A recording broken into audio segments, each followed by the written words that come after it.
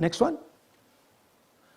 To give you an example, the difference between winning and losing the Haryana election for the Congress was 22,779 votes in the entire state. In one assembly election, one assembly in Karnataka, they've stolen 4 times that. Right? The scale is unbelievable. There's 6.5 lakh voters, and literally 1 lakh of those don't exist. They're being manufactured. And let's not forget that the Prime Minister is the Prime Minister of India with a very slender majority, 25 seats. 33,000 votes was the winning margin.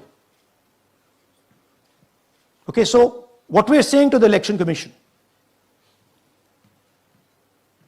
is you're not in the business of destroying Indian democracy. You're in the business of protecting it. All this information now, this is evidence. Not just the Karnataka information, every single voter list of the country.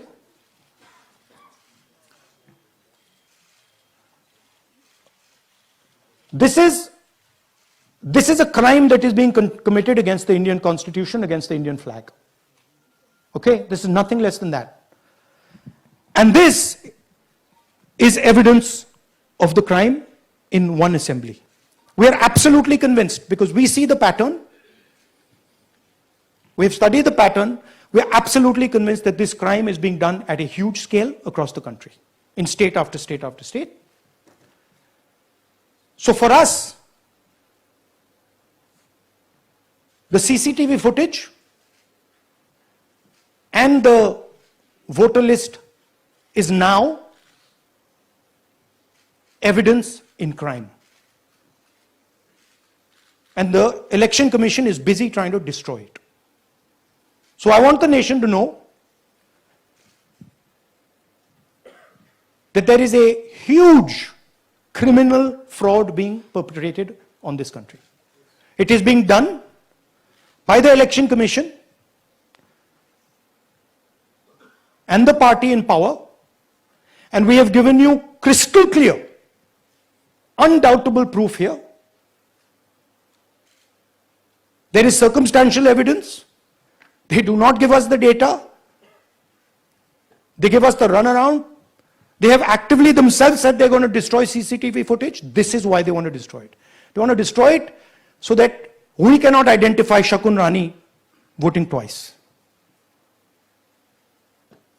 That's the truth of Indian democracy. Thank you. साथियों, अब कुछ सवाल लेंगे. 1 second. हाँ, sir थोड़ा हिंदी में बोले, पूरा हिंदी में बोल दे फिर से. थोड़ा सा हिंदी में बोल दीजिए. फाइनल. अच्छा ऐसे करिए, वो जल्दी से कर देता हूं हिंदी में. देखिए, कर्नाटक में, just let's run through it quickly in Hindi. पहले वाले go to the first slide. हमें सस्पेशन था. Next slide. हमें सस्पेशन था, करोड़ों लोगों को सस्पेशन था कि दाल में क्या कुछ ना कुछ काला है. बीजेपी को एंटी इनकम्बेंसी नहीं लगती थी. ओपिनियन पोल, एग्जिट पोल कुछ कहते थे, रिजल्ट कुछ और आता था. हरियाणा, महाराष्ट्र, मध्य प्रदेश उदाहरण, माहौल बनाया जाता था कि इस कारण जीते.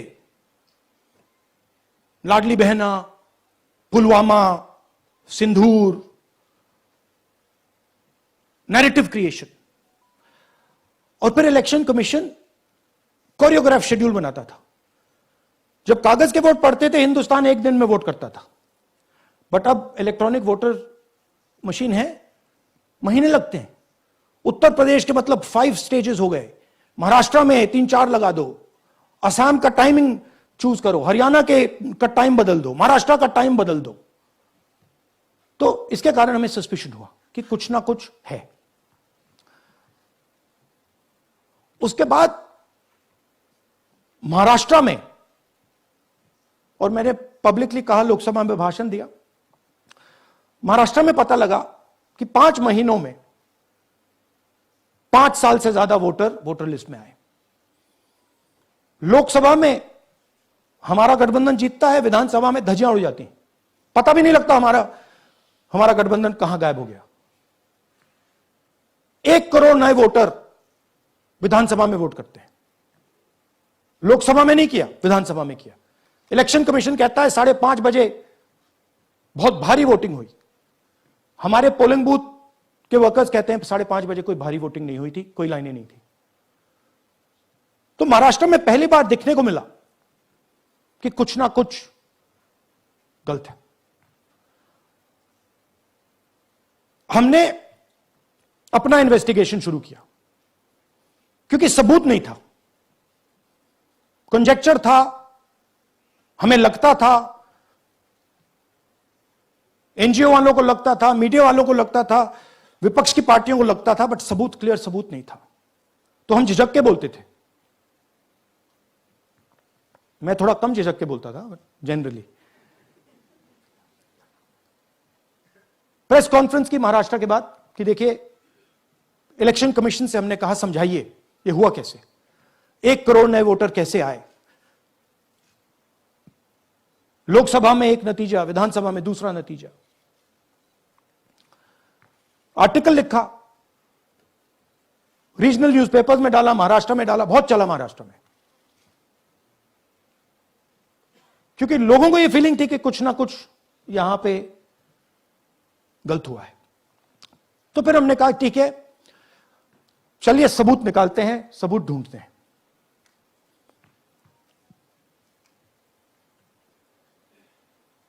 हर स्टेप पे इलेक्शन कमीशन हमें मदद नहीं कर रही थी, उल्टा जिन चीजों को हमें जरूरत थी वो नहीं दे रही थी, बहाने बना रही थी। हमने उनसे डिजिटल वोटर रोल मांगा,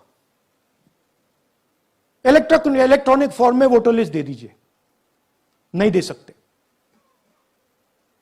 एक बार नहीं, अनेक बार डेलीगेशंस गए, मैंने चिट्ठी लिखी, चलता गया, कुछ नहीं। फिर कहते हैं कि 5:30 बजे वाला मामला था महाराष्ट्र में, तो कहते हैं सीसीटीवी फुटेज को हम 45 दिन में खत्म कर देंगे, डिस्ट्रॉय कर देंगे। बड़ा स्ट्रेंज रिएक्शन है।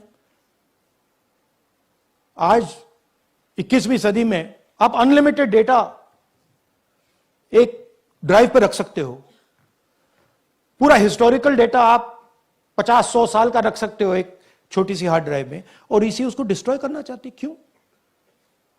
सीसीटीवी फुटेज डिस्ट्रॉय करना चाहती, क्यों? वोटर लिस्ट डिस्ट्रॉय करना चाहती है, क्यों? ये सवाल थे, जवाब अब बताता हूं। इन्वेस्टिगेशन हमने कर्नाटक में शुरू किया। कर्नाटक में क्यों? क्योंकि हमारी पोलिंग हमें बता रही थी कि हमें 16 सीट, हम लोकसभा में 16 सीट जीतेंगे, और 9 सीटें हम जीते, 7 सीटों में हम हारे। तो हमने उन 7 सीटों पे फोकस किया, और उसमें से हमने एक चुनी, महादेवपुरा। इसमें बड़ा अजीब नतीजा था। 2024 में कांग्रेस पार्टी को 626-208 वोट मिलते हैं, बीजेपी जीतती है, तकरीबन 30,000 वोट से जीतती है, मगर 7 में से 6 असेंबली हारती है, और 1 असेंबली में धड़ाके से स्वीप करती है। तो हमने इस पे फोकस किया, और ये जो नंबर है, महादेवपुरा में इनकी जो लीड थी 1,14,000, इस पे हमने, इस नंबर पे हमने फोकस किया। इलेक्शन कमीशन ने हमें डेटा इस प्रकार दिया है, 7 फुट 200-300 किलो। अब इसमें प्रॉब्लम क्या है कि अगर हम वोटर को निकालना चाहते हैं, मान लीजिए आपका चेहरा है, आपको आइडेंटिफाई करना चाहते हैं, तो आपकी फोटो को हमें सारी की सारी फोटोज के साथ कंपेयर करना पड़ता है। हर फोटो को देख कर ये फोटो ये है, तो आप सोचिए कितना काम है। अगर एड्रेस निकालना है तो आपके एड्रेस को अलग सारे के सारे एड्रेसेस से कंपेयर करना पड़ता है। बहुत भारी काम है। हमारा जो काम हो गया, थोड़ा फोकस हो गया, क्योंकि लोगों ने कहा कि देखिए ये मतलब इसमें ही हमें मतलब 6-7 महीने लगेंगे, इसमें 6 महीना लगा है। और हर कागज को हमने आइडेंटिफाई किया है, कैटलॉग किया है, फोटोग्राफ निकाली है, कंपेयर की है, 6 महीने लगे।